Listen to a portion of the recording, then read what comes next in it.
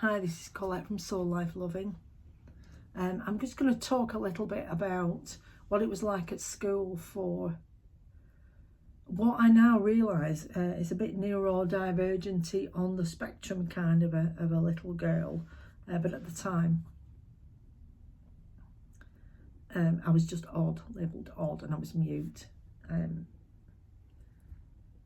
I had facial twitches, and I quite often had a patch over my glasses, one eye and then the other, to strengthen my eye muscles. And it was, nobody wanted to play with me. Nobody wanted anything to do with me. I was way too odd and I was mute, and so there wasn't any, going on. But I was really fit, and I was really good at sports.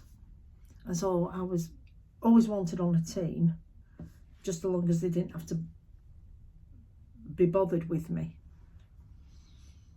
And it's only sort of lately have I realised that this pattern of, yes, we want you because you're really useful, but no, we don't want you as a friend because you're too odd.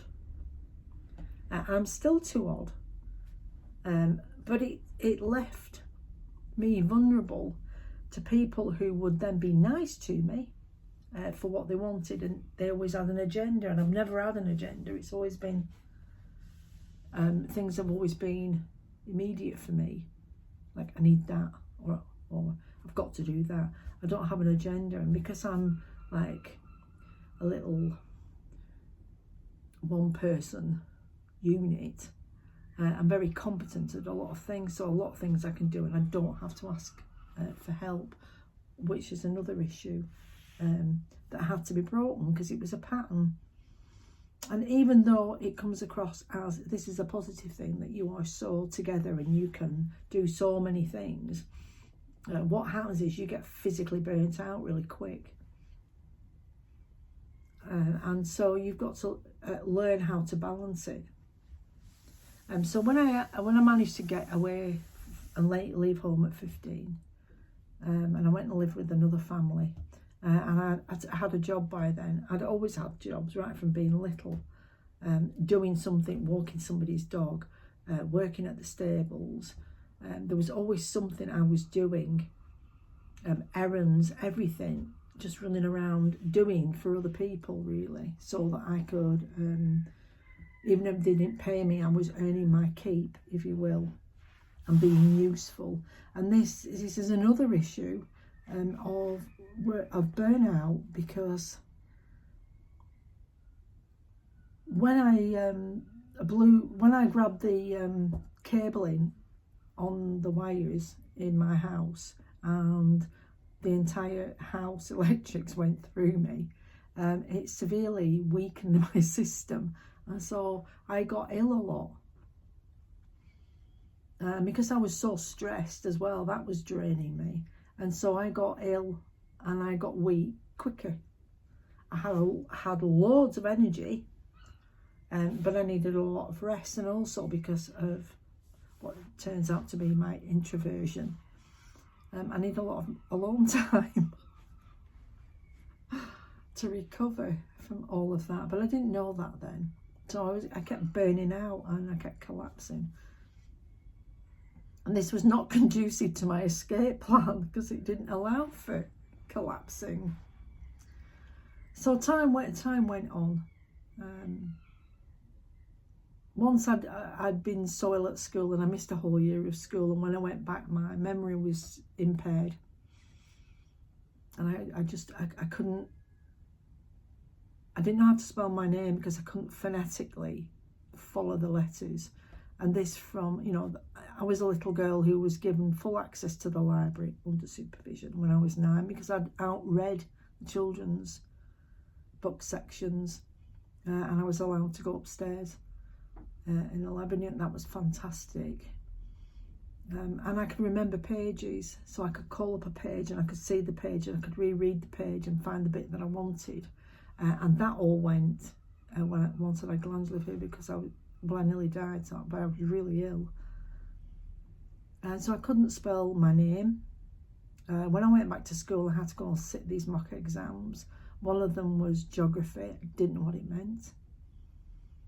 I had to ask them what do I put on the top line of the paper in the exam, and she said, I'll just put your name and the date. And I said, and what are they?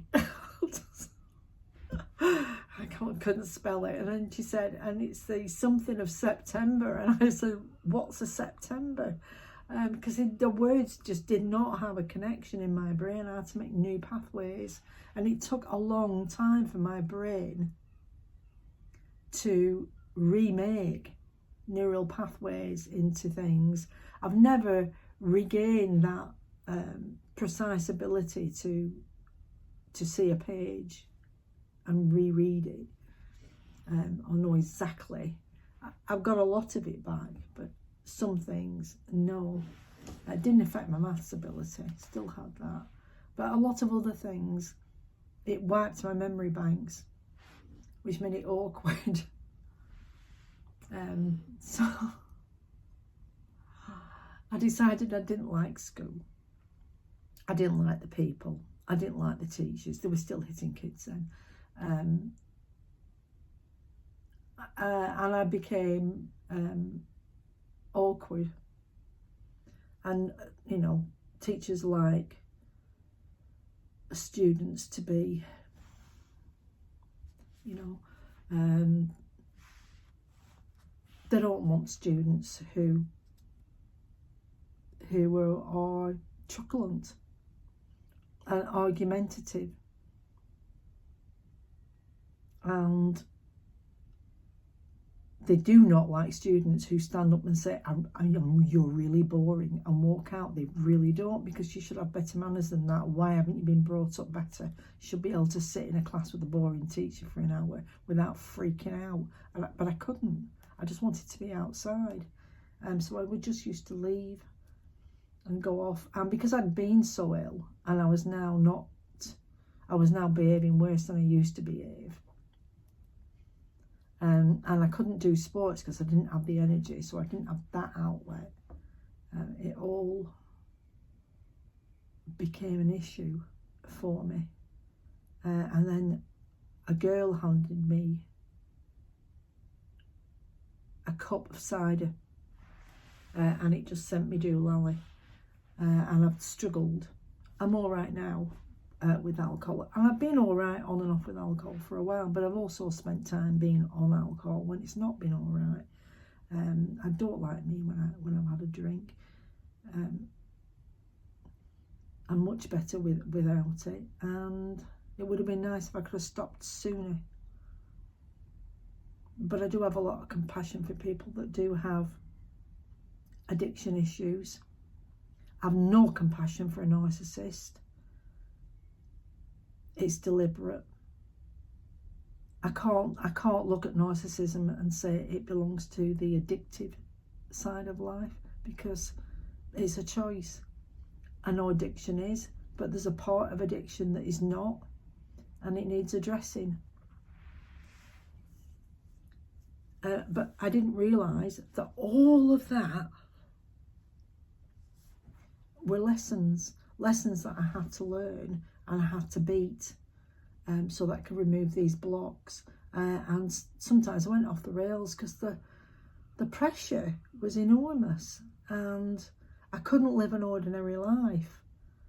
I didn't fit in anywhere.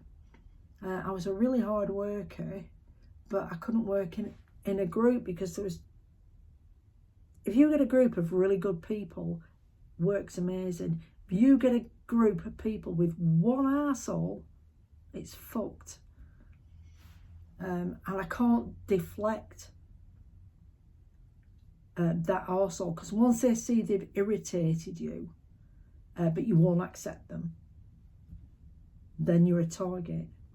And so it has always been.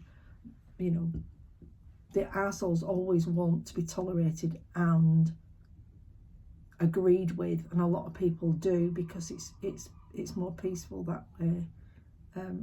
And I don't, and they don't like that. And